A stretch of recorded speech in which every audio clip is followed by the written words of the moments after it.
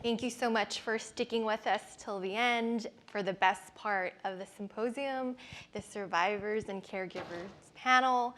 I'm so honored to have been invited to moderate this space of sharing, reflection, takeaways for all of us here in this room today. So I'm going to start off by introducing our wonderful panel that includes 2 survivors and 2 caregivers. So on my left here, the first one here is Judith Ann Desjardins. She is a licensed clinical social worker in the field of oncology, is a board-certified diplomat in clinical social work, has her own holistic psychotherapy practice. She's also the wife of a prostate cancer patient who I had the wonderful opportunity to chat with, and she authored the book, Our Journey with Prostate Cancer, Empowering Strategies for Patients and Families. So additionally, Judith produced a video, How to Beat Cancer in a Holistic Way, after completing her own cancer treatment, and she is now 29 months cancer-free.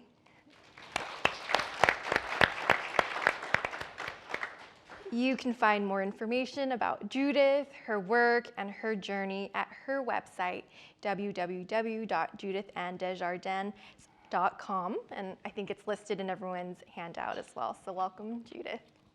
Thank you. All right, next up to Judith, we have Shirley. Shirley Peppers is the wife of Roger Fox. Roger was diagnosed 5 years ago, has been cancer-free following his Whipple surgery in February 2019. And he has continued to work as a money manager, investor, and CPA. I hear it's tax season, that's why he's busy. If y'all need him, get her business card. Shirley retired from a fundraising career with Stanford in 2018, and she is now an artist. Additionally, she has publicly shared about her role as a caregiver and has been able to connect with other survivors and caregivers where invaluable support and understanding is exchanged. Shirley finds exercise to be helpful with managing anxiety and worry, and notes that Roger is also slowly getting his energy back as he continues to be cancer-free. Next up, we have Jay Sandler. Jay is a native Bostonian, and he moved to California in 1987 with a background as a former accountant and businessman.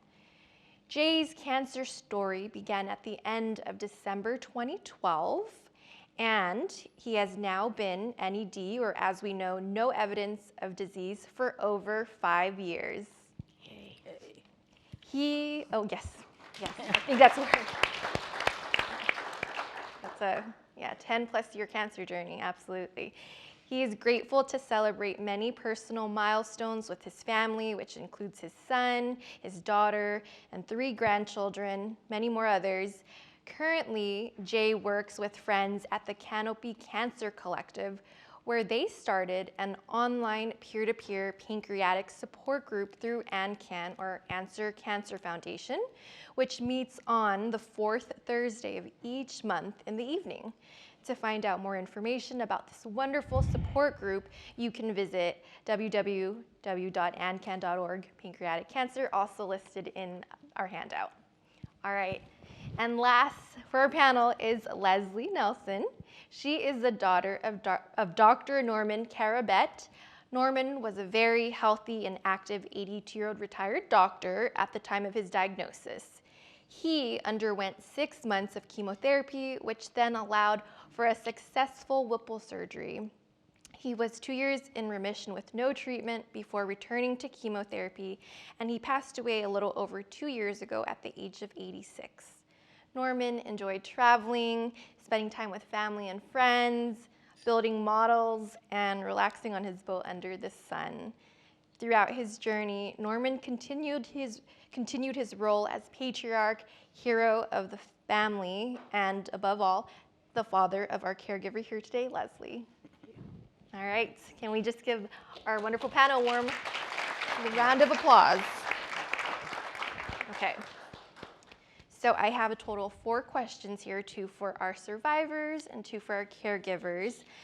Just to get us going, I'm going to do my best to kind of reflect what I'm hearing, just increase the collaboration, and then we're going to welcome you all to ask any questions to the audience, to our panel. All right, so first I'm going to start off with the survivors. I'm curious, what do you wish you had known at the start of your experience with cancer, or as early as possible with your cancer experience? So this is for Jay and for Judith. What I wish I understood better at the beginning of the journey was nutrition. And when I was getting treated 10 years ago, the nutrition did a drive-by while I was in the hospital. Spent just a very short time with me, and I was probably drugged up. What I heard was, you're not going to digest fat anymore. And for me, that just meant that I could have as much ice cream as I wanted. And that was not a good strategy. Just let me say that. And so the time that we spent today with Shelby was I would have loved to have had that level of consultation back then. And then additionally, Shelby mentioned the NCCN guidelines for patients, and that is something else that I wished I had known about. And also, I need to remark that this was the first time I heard a provider reference that work. It's on the NCCN website. I can't stress how good the information is and how reliable the information is, because it's the NCCN, and that it is accessible to us as patients and caregivers. Thanks, Jay. It's such a wonderful point that you make about this really collaborative, integrative approach, and I love that Aggie has brought together all its forms of disciplines, highlighting like how important that is in our care. And here at UCLA, I play a really pivotal role in the GI cancer program, which brings together psychosocial support, nutrition oncology, palliative care, and then of course medical oncology for all patients at the start or wherever they are with treatment. So patients don't have that experience that you did 10 years ago, that they're just getting that information and having those members on your team. So thank you so much for reflecting on what you wish that you had and really advocating to patients to connect and ask for that. What about you, Judith? Unfortunately, because I was an oncology social worker in the 70s, and then was the coach for my husband going through his prostate cancer in 2011, I knew a lot about the medical system. I knew a lot about the process of going from diagnosis all the way through treatment. What I didn't know was what it would be like for me to be the patient. What I did was give myself my own treatment plan, because I am a psychotherapist, because I have worked in the field. I knew where the deficiencies would be. I knew that the medical system would be focusing on the cancer and the treatments, and that they weren't going to be dealing with other parts of the person. I believe that each person has 4 parts to their being: body, mind, emotion, and spirit. So at the point of diagnoses, I landed on my feet with my own holistic body, mind, spirit, and emotion treatment plan for myself. And I would like to share some of that just to see how that actually played out.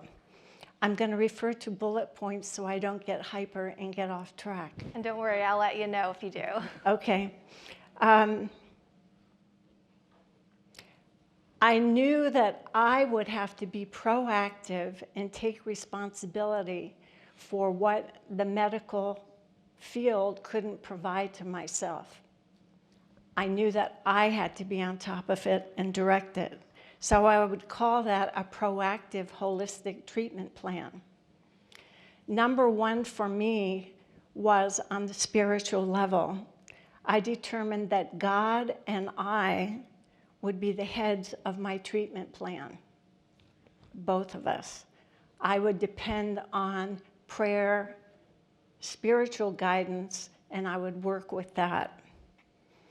I put out a call immediately for prayers, knowing the power of prayers. There has been research studies that show people who are prayed for, even by people who don't know them, have a better outcome than people that receive no prayers.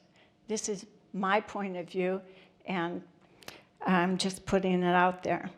I quickly organized the Judith Ann Desjardins support team of people that were in the United States, Canada, Spain, and the UK. There were people that I trusted, and I wanted to have them praying for me and giving guidance.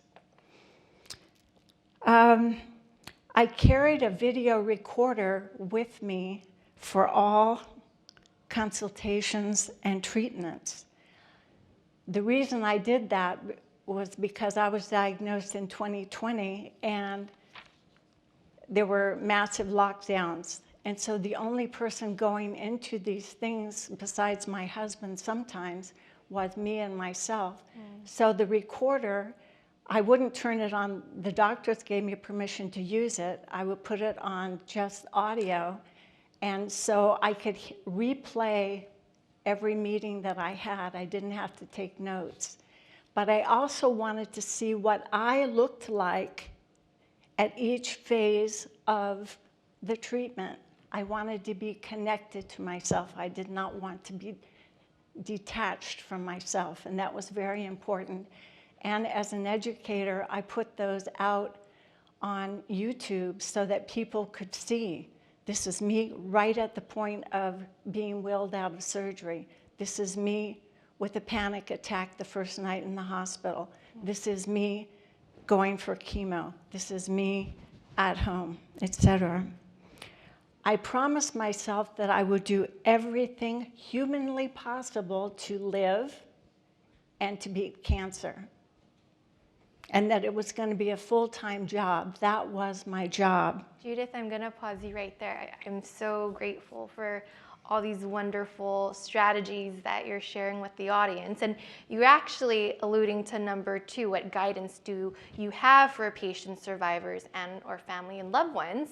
And I feel like a lot of what you answered basically answer that question.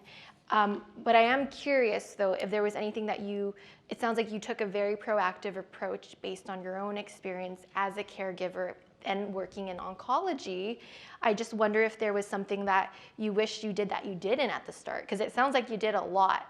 I'm going to let you ponder that, and then I'm going to have Jay answer the question that Judith already answered so well about any guidance that you have for our patients, our survivors, or families and loved ones based on your rich experience.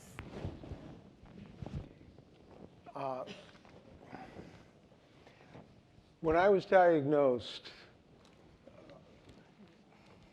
some friends told me of a mutual friend that had pancreatic cancer. And they told me to call him. And after 3 or 4 days, I didn't call him because I said, who knows better than me? And then I got a call from David, and he said, where the hell are you? You're supposed to call me. Get your head out of your whoozits. You're supposed to call me. And David came from New York. Do the New Yorkers speak differently than the Bostonians? Yeah. Okay, got it. Yeah, just a little. Okay. Just a little. And it was the best thing that ever happened to me because I wasn't alone. I had somebody that I could talk to, and it made quite an impression. When I was lucky enough to get involved with the Canopy Cancer Collective, I met several other people, and we started talking about this, and we didn't know what to do. We didn't know how to do it. We wanted to do something that stretched across the country, and then we found about ANCAN. And so we're a peer-to-peer support group. We're not doctors. And the best thing I can say about the group is the comments that we get after. And one group of people tend to say, you all understand us like no one else does. And that was just so true for me in talking to my friend David, and the environment that we try to that we create in the community that we formed. The next comment that we get is, I didn't think people actually lived with this disease. And that was a very powerful thing. Yeah, wow. For me. And it's the most powerful and enabling thing that we do.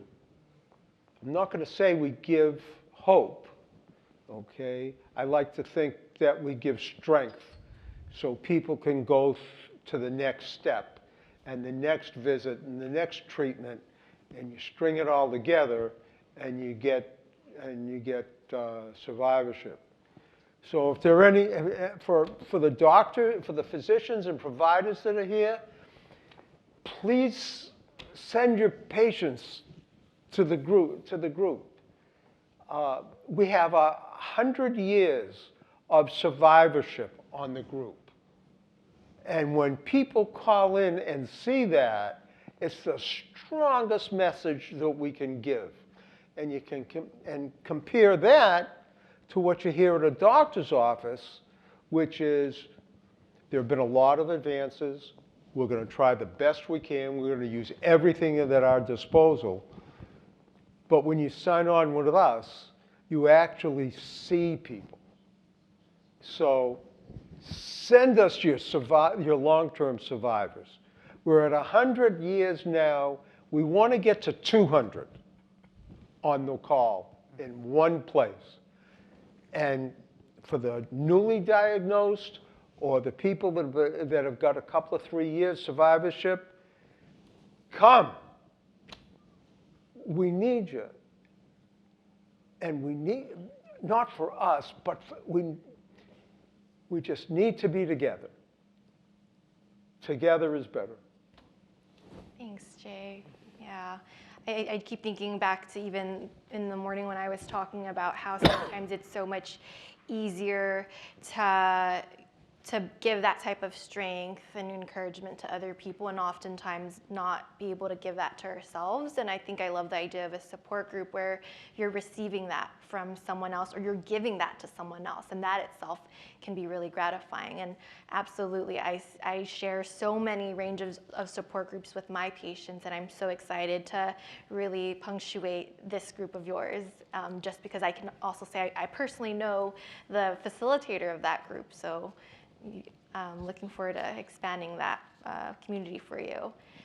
And on that note, I want to just go back to Judith before we transition to our caregivers. Judith occupies a place where she's both been a caregiver and a patient. And so I just want to think back if you wanted to add anything about your experience of what you wish you had known, or anything further about your guidance to both patients and family members. Okay, this is great. Despite my background in oncology, wife of a patient, I had never been a patient. And I want everyone in the audience to know that going through the experience from diagnosis through hospitalizations, through chemotherapy and whatever, it is a traumatizing effect on your emotions and your body and your mind. No one goes through that unscathed. So I kept going through the steps of what I needed to do. I made myself comfortable wherever I went. I'm going to show you little chemo kitty. When I went to chemo, I made sure that I took a blanket from home. I took chemo kitty with me. I took a spiritual meditation book, and I also took my journal. These were ways that I wanted to connect with myself. The kitty was for my inner kid. And the nurses really liked Chemo Kitty. They came over and played with her. Journaling is a way of documenting and being in touch with your emotions. So I did it on the spot, as well as doing the video of myself in the chemo chair, in the hospital, walking in the corridor, because I wanted to supremely love and support myself. I wanted to stay connected. I wanted to honor myself. So that was very important to me. I didn't realize until, well, last year I was in this audience. I was 16 months in recovery. I was still going through chemo, and I was fragile and I was afraid. A year later, I'm sitting here as a panelist, and I want to assure you, you can get through this.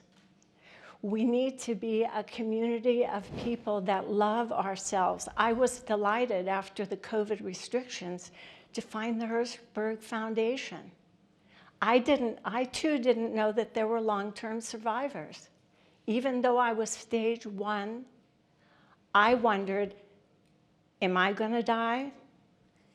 Am I going to have a short life? And I found all these people that had 10, 20 years recovery, and was like, that's fantastic. That was really important. I also found that, and I know this as a psychotherapist, we carry the trauma inside of us, the emotional, the mental, the spiritual trauma.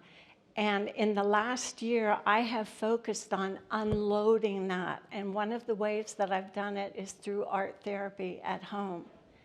I have done a series of 3 different ones that showed how I felt on the canvas, sitting in the chemo chair, getting the infusions. There was red and black all around me. I was like in a little box, scared to death. I needed to unpack that. When I got out, when I finished chemo, I did another one that focused on me, almost like in a little swimming suit, and my blood clots that I had acquired were showing in my exposed lungs. My 5 incision points were showing, and I am walking in space, 1 foot stepping out of treatment, and the other with this flatline little mouth saying, what's going to happen to me afterwards? How powerful. That was very powerful. Wow. And then I had one final one about the dark and the light.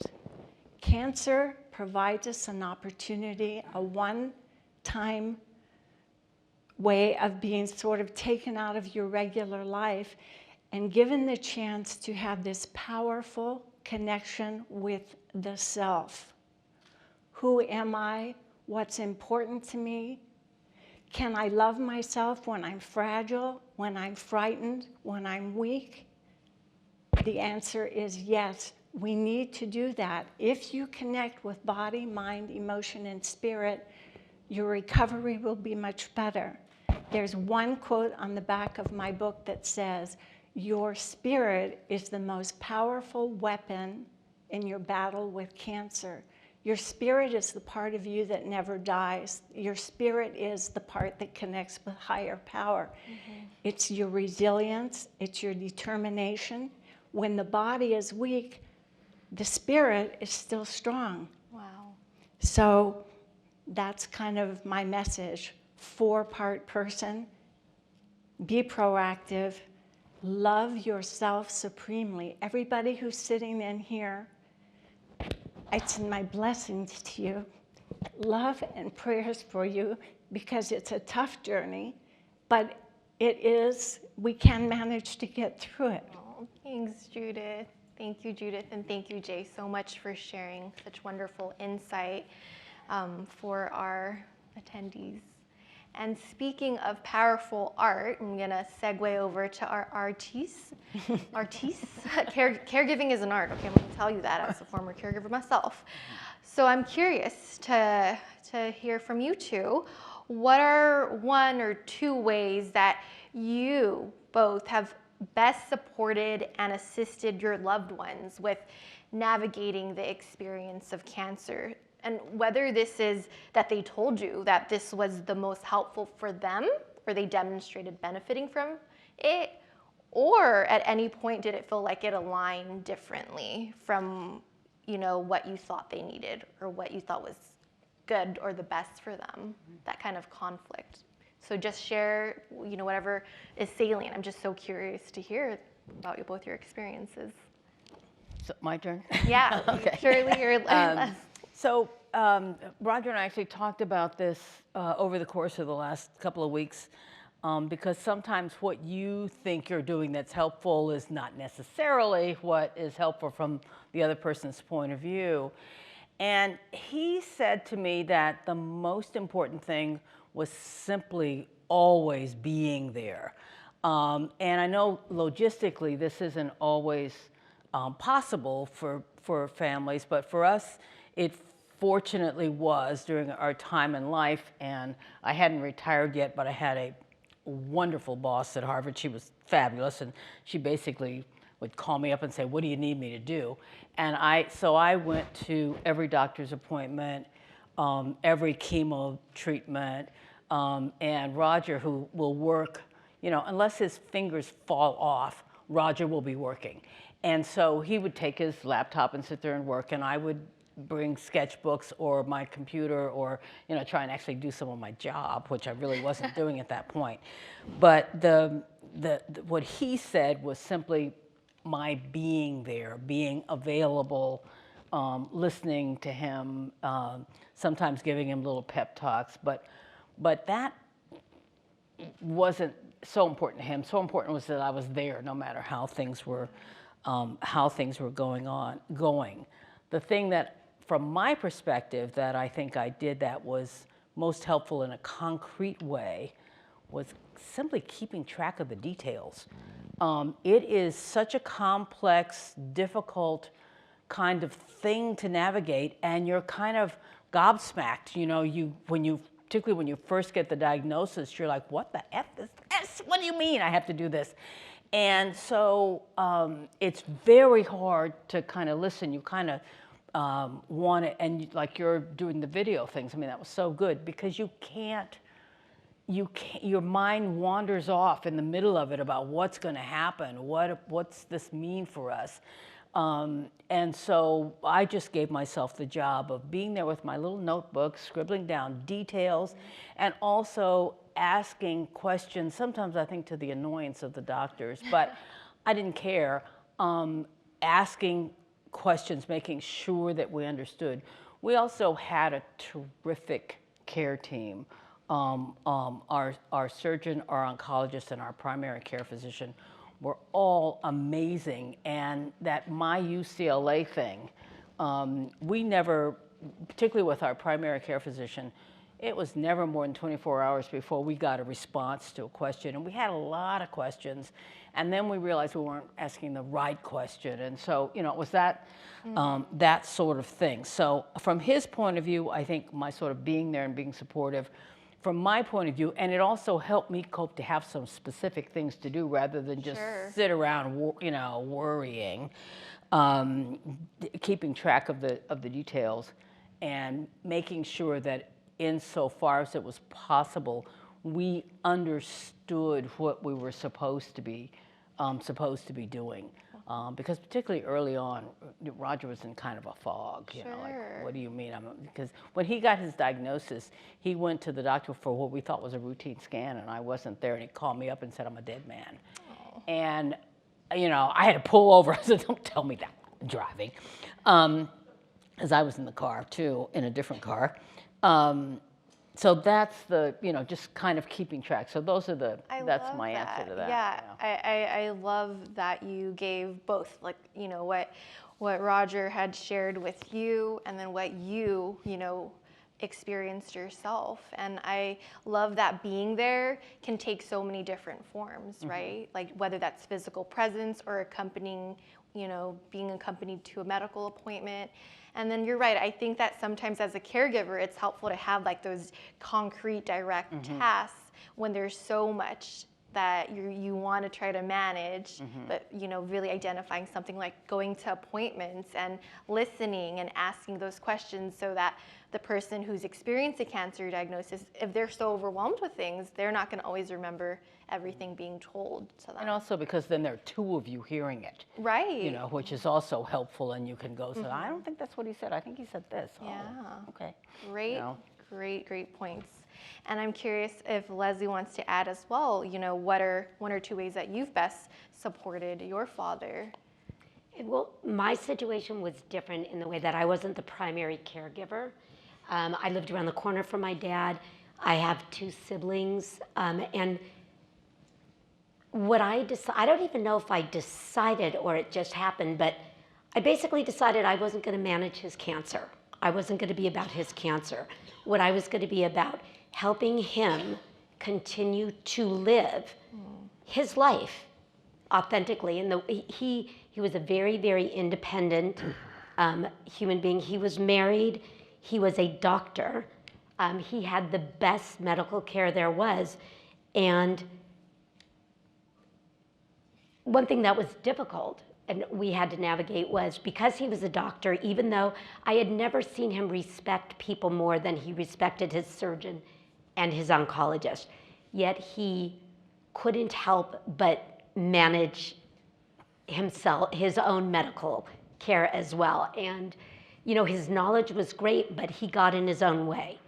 And he lived a very full life. Like, for instance, part of my role was, it was more of what makes him happy, what does he like doing, encouraging or helping support him to do that in ways he might have been able to do more independently, but might need a little help. But medically, there were several times where he, for instance, became very, very, very dehydrated. And his wife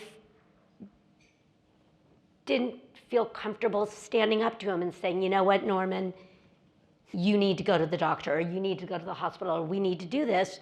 And I would get a call, and I would just go over to the house. I would assess the situation. I turned my emotions off. And I would just show up at the house, assess the situation, and either say, okay, you know what, we're getting in the car now, you're dehydrated. My feeling was,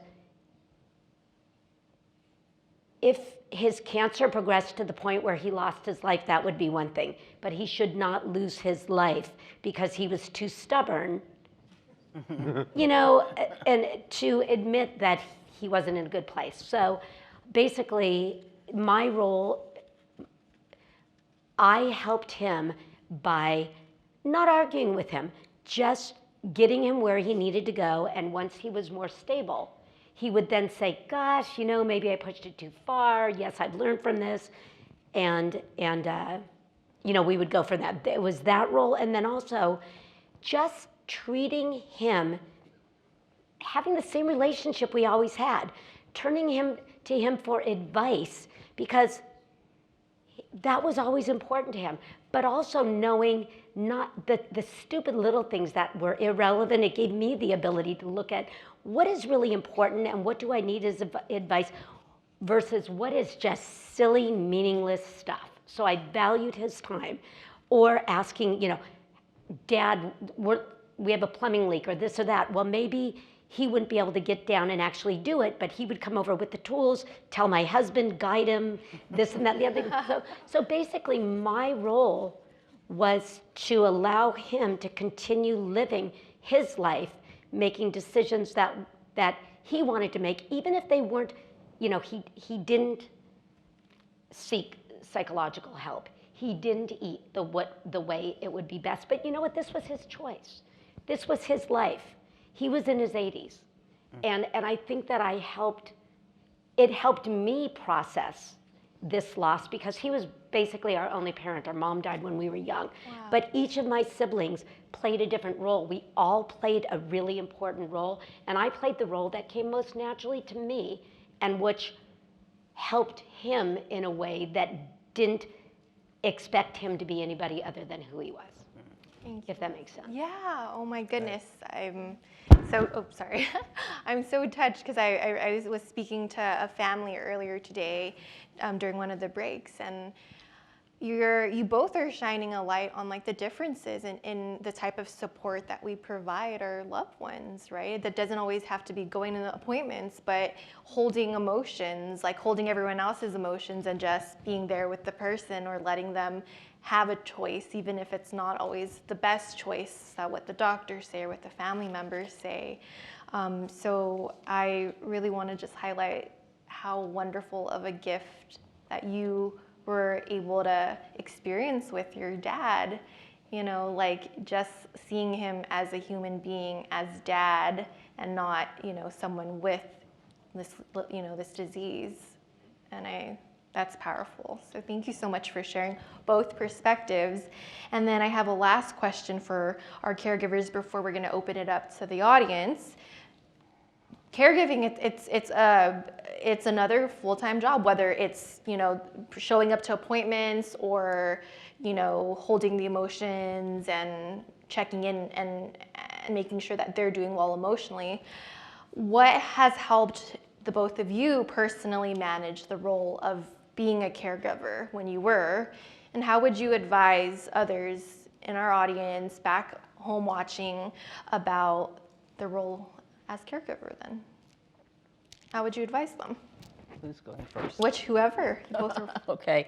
Well, I would say first off that use the Sims Man Center. They are really helpful in a lot of different ways. And while Roger was still, until he was declared cancer-free, you know, which is sort of, I would love to see some change in that system, because once that happens, you're no longer eligible for the support. But seeing a therapist there was really, really helpful for me. That has changed, actually. It has? Let's talk some more afterwards. Oh my goodness. Okay. Anyway, that was really very helpful. I'm a big believer in therapy anyway. Time to talk about myself right now. It's perfect. But I just found that to be really, really helpful, because there are things, and there's some things that you would say, particularly if spouse, that you would talk to him or her about, but you sort of don't want to do it because in sort of an indirectly way, this is because of the situation they're in. You don't want them to feel like you're blaming them for your being so miserable, because it's not like they have any control over it.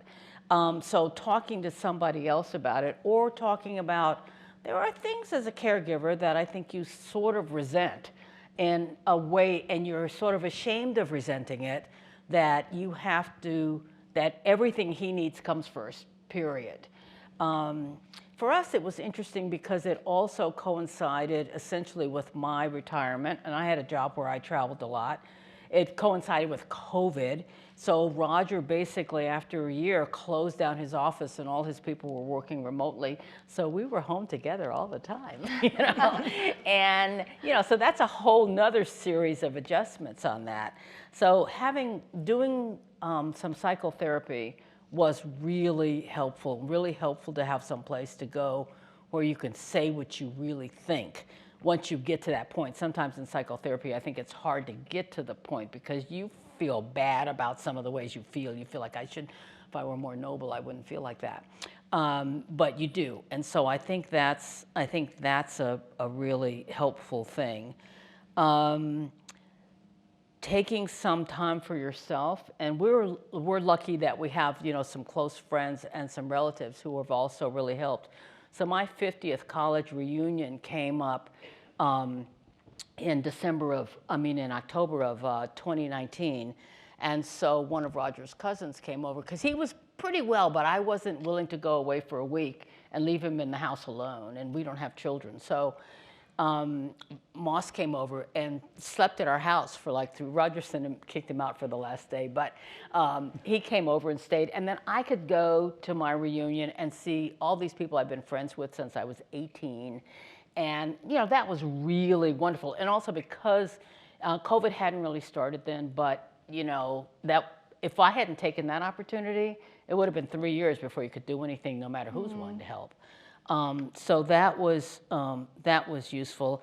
And then the third thing, actually there are two things, but the third thing is, and I know people say this all the time, and I was reasonably good at it before, but physical exercise, taking yourself out, and I've been doing walking and then trying to work with a trainer a couple of times a week, but you don't have to spend money to do it. Just go out and walk until you're out of breath.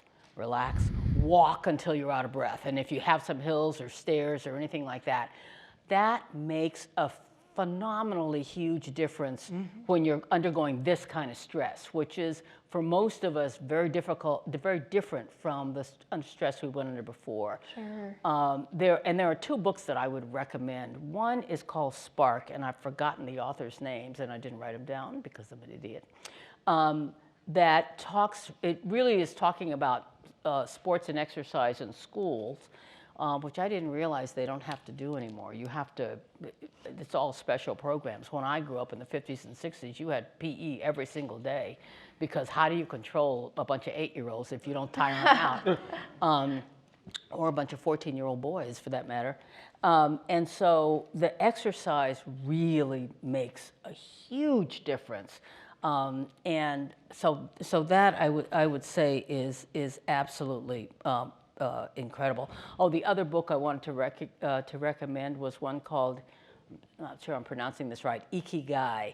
It's about focusing on, you know, some of the blue zones, and one in particular in Japan, where it's just moving, gardening, walking, seeing your friends, calling on your friends. People will help you.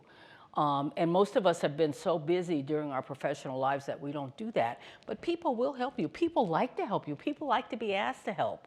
And so if you can engage other people, you're not by yourself.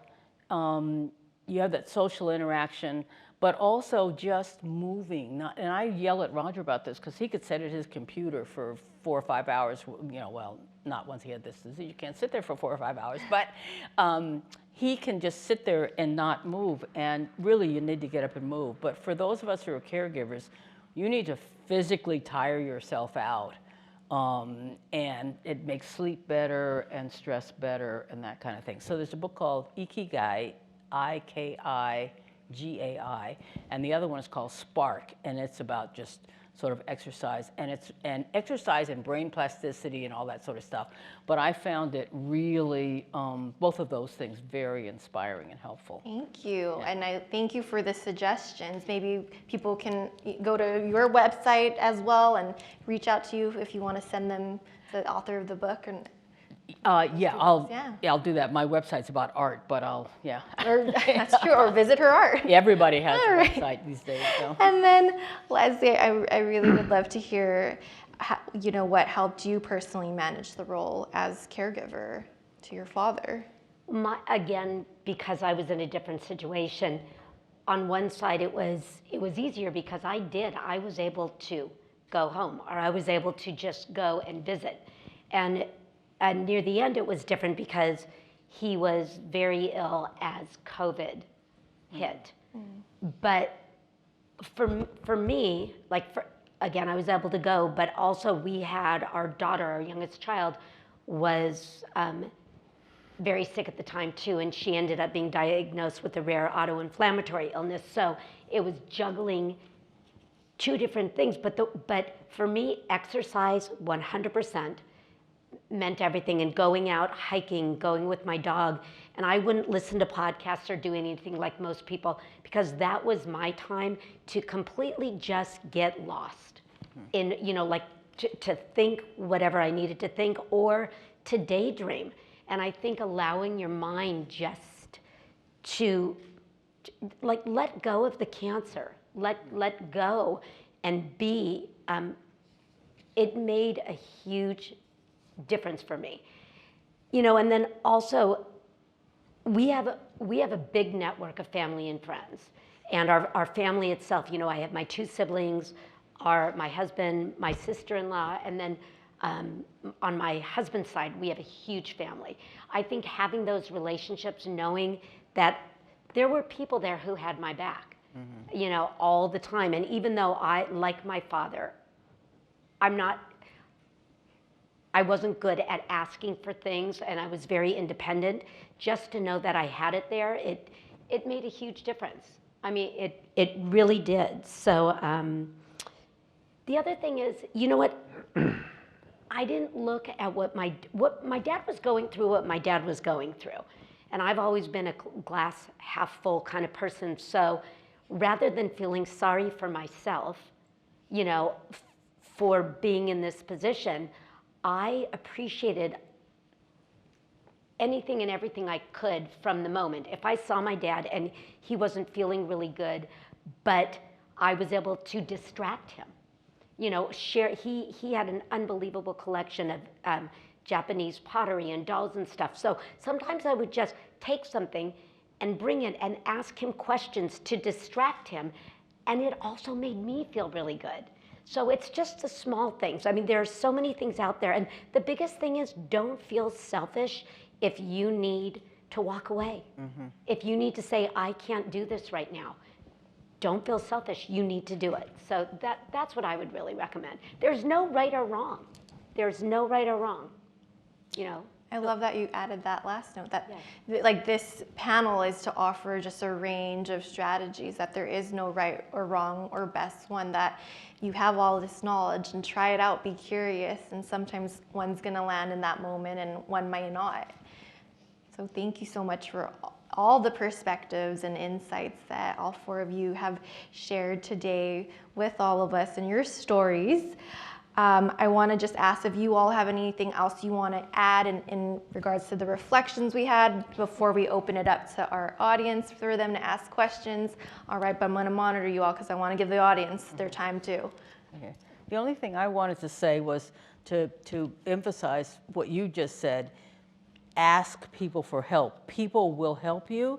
They don't sometimes want to intrude, so they're cautious about asking that question, but you should ask people to help you, and people are happy to help you for the most part. Sure. I've actually never had anybody not. Yeah, I think it is hard to ask for help, and I think it can be overwhelming to hear that. So something that I like understanding both perspectives is, if you want to help a loved one, just offer something concrete, like, can I bring a dish over?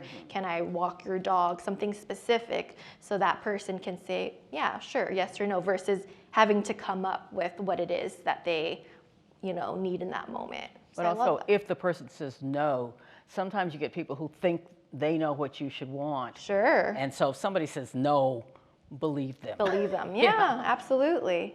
And Judith, did you want to add anything before we I want to open it make up? another quick statement. I think it's very important to keep this holistic approach to your cancer recovery after you've finished all the treatment. It's not like it's only important for when you're in treatment. If you want to prevent recurrence, it's important that you continue to do the anti-cancer diet, to do the exercise, to take care of your emotions, to be spiritually connected, to take the lessons you learned during the course of the cancer treatment and apply it year after year after year. It doesn't stop. Thanks for sharing that perspective, Judith. All right, we're gonna open it up to our audience back home and here. One more thing, I just want to send love and prayers to Amy. We miss you. We love you. We're glad you're watching virtually, and you do an amazing job, and you're here in spirit. Yay, Amy. Yeah. I think she really appreciates this. I wanted to share that both of the books that Shirley mentioned we have included in the chat. They're both available on Amazon. Ikigai is by Hector Garcia and Spark is by John Rady. So both available. We also had somebody say, this panel is terrific. Different views on surviving and caregiving, all very solid. You guys are amazing. Thank you. And one of the questions, this would be for Judith and Jay, did any of you have a change of chemo treatment, like lowering the dose or changing the treatment cycle? Yes. Okay, I have a very sensitive body. The first round of Gemsar totally wiped out my immune system. I didn't know that my immune system was plummeted, and I had done a 2-hour run walk the day before I went back and was told, you should have been hospitalized. And I had to have 2 successive injections of Zarzio to stimulate the bone marrow. So immediately then the doctor had to lower the standard dose because my system was too sensitive for it. Another thing that I did with the Gemsar was I had decided I was only going to have infusions through my arm so I could watch them and see the effect that it had on me. Over time, because my veins were I got thrombophlebitis, like three times my normal size of my arm in one arm, so I had to have all the rest of the infusions in my right side. And I would ask my doctor, can I have more space rather than having it 1 week on, 1 week off? Can I have 2 weeks off? Yes, he accommodated that. Eventually, it was getting worse and worse, and I said, I don't want a pick. I don't want a port. I will show up for my infusion as long as my body will tolerate it this way. And then he finally gave me 3 weeks off. And that worked. He worked with me for that. I knew that's what I wanted. That was important to me. Thanks for sharing that, Judith. And I know, Jay, you wanted to also answer that question. Yeah, for this question, Hirschberg Foundation had a webinar by a doctor that I hold in extreme high regard because he saved my life. Dr. William Isakoff did a webinar on metronomic dosage, and I recommend it to everyone. For me, myself, there was one time where I wasn't strong enough for the next chemo, so I had to go home. I wanted the chemo more than anything, but I wasn't ready for it. But I did have 2 recurrences, so I had 3 different chemo regimes, and then most importantly, or the thing that probably saved my life, was I got a liquid biopsy. And when I got it, it was so early, so soon after it was developed. You know, the question was going to be, would there be any data, you know, what would happen when they got the information? Because there was no track record, nobody, you know, wouldn't know what to do. Well, my doctor, his response when he got that was, oh, I can work with this. And put me on a new drug, and here I am. Yep. It's history. Not for that. Well, yeah. Pardon? How many years later, Jay? How many years later now? When 10. 10. Yeah. 10 years. 10. Yeah. Yeah. So what I'm hearing from both of you is this, you know, active participation, right? Finding out information, collaborating with your doctors, your medical team. And I think referencing, I think, Dr. Sachs, like this shared decision-making model where you're not putting all of this on your medical team to figure out, or you're not, you know, engaging in conflict with them, but really letting them know what's going on with your body, or what you're just curious about, what else you're hoping for. I think that clearly has made such a difference in both of your guys' experience.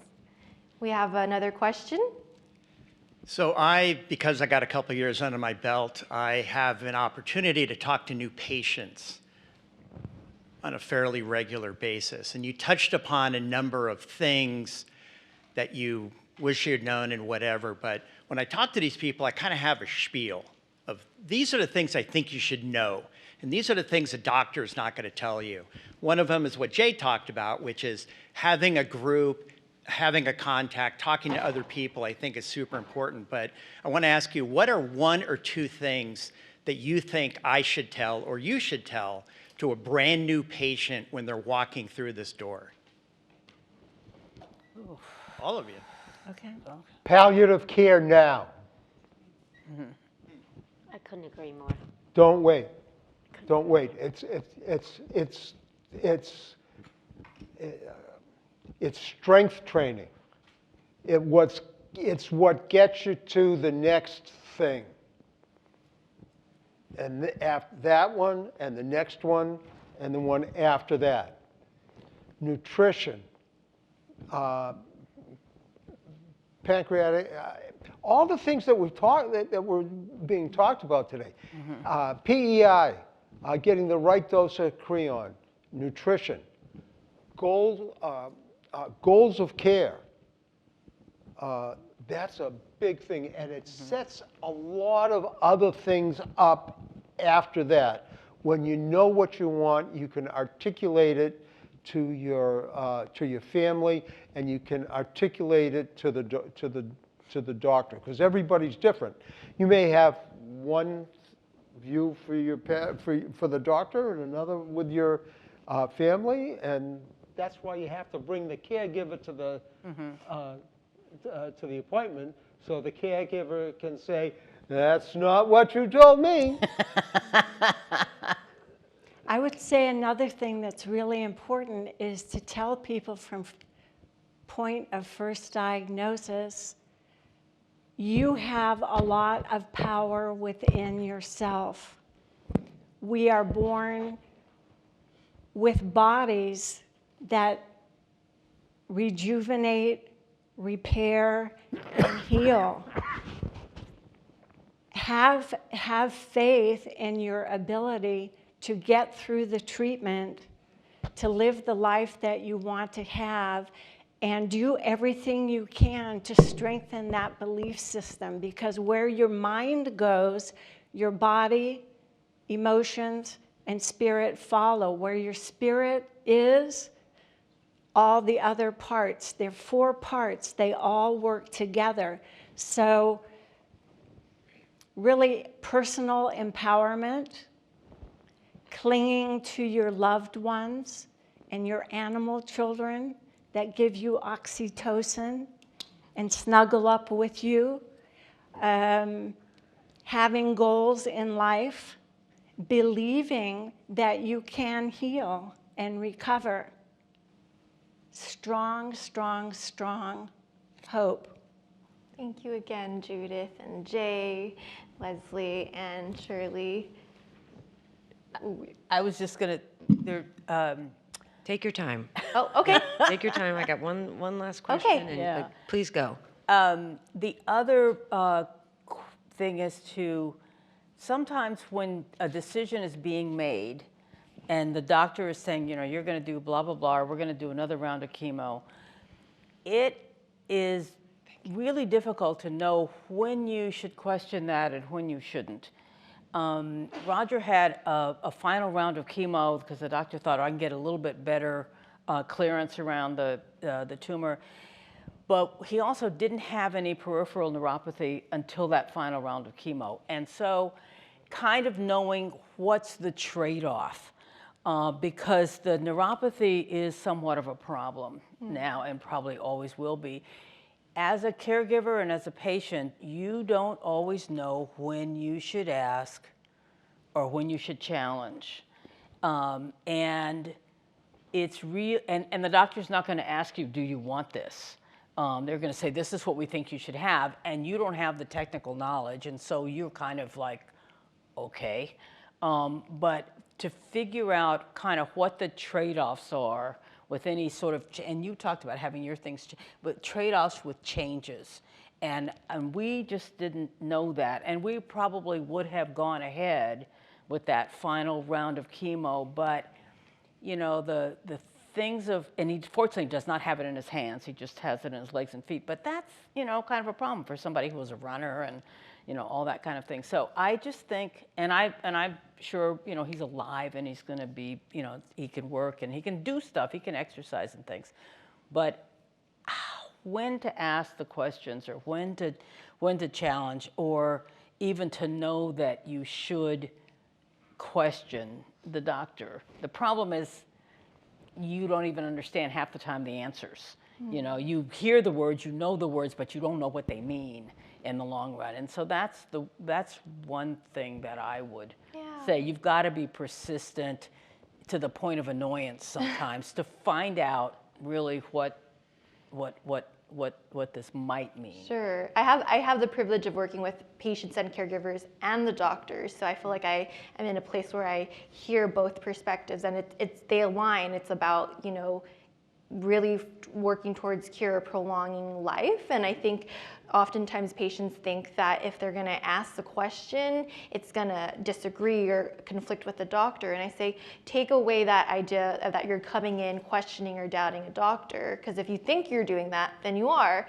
Instead, come in with that curiosity, because your doctors often want you, they appreciate your questions, they want that collaboration. I don't think necessarily that it's fear of challenging the doctor. It's that you don't even know you should be asking. Right, like you don't even know you can, Yeah, until after the fact, and then you're like, I should have thought about this more. Yeah, You know? and we have a workshop on communication with medical providers, because a lot of people don't realize, like, ask questions, you can, you have permission, they want you to. Well, but love I'm that saying it's point. not even that, it's more that you don't know that you Oh, should be asking the sure, question. yeah. And if there's some way to kind of coach people in advance so that they do that, you know, because Yeah. you just don't know anything. Good point. One of the things that helps with that is the NCCN guidelines for patients, because that gives you the lingo. That gives you the words. And that book it explains all the testing and why you do one, so you don't have to listen to your brother's, mother's, cousin's best friend who said that you got to have this. Yeah. And it breaks the disease out by stage, and it gives you questions for each stage that you can you can ask. You can take the book, and there's a copy of the book out on the table, so you can take that book to the doctor's office, and you could say, okay, I hear what you told me. Where's that in the book? Okay, and you can make notes in the book, and you can listen to the kind of treatment that you're getting, and then you can say, okay, but is that standard of care? Where is it in the standard of care? Now, standard of care is not Not the gold standard. is not the gold standard, okay? Most of the care that I got was not standard of care. So, but the thing that the book gives you is it gives you an opportunity to say, were you different? And the question is, why is that care the best for me? Sure. Not that you're not getting something, Yeah. but why is what you're doing the best thing for me? Great question. And for me, that helped because I was able to visualize what was the treatment that was that. Jay, you'll be pleased to know that the Hirschberg Foundation has sponsored the 2023 update of the NCCN guidelines, and Amy will be working with them on that and has all the information for anybody who is looking to access the guidelines. We believe strongly in that material. Couple quick questions. How often do you have to have CT scans since recovery? For Judith and Jay. I had them every 3 months, and now I'm moving into every 6 months with the, when I don't have a CT scan, then I have the CA 19-9 blood test and a visit with my doctor. And then eventually, I guess it will be, well, every 6 months, and then eventually every year.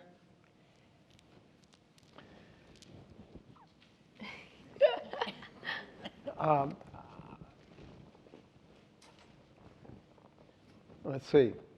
I have a CA. All my doctors retired. I was going to say, your doctors, are they here? So that's not true.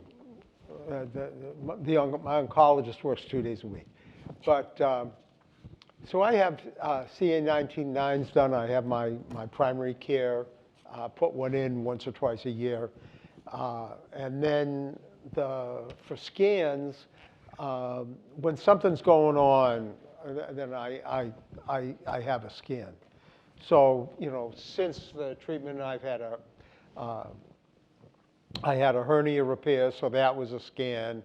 And then I had a stricture in my liver, so that required scans. So I guess I don't think I'm on a real schedule, but as events occur, it's every couple of years. As needed. Wonderful.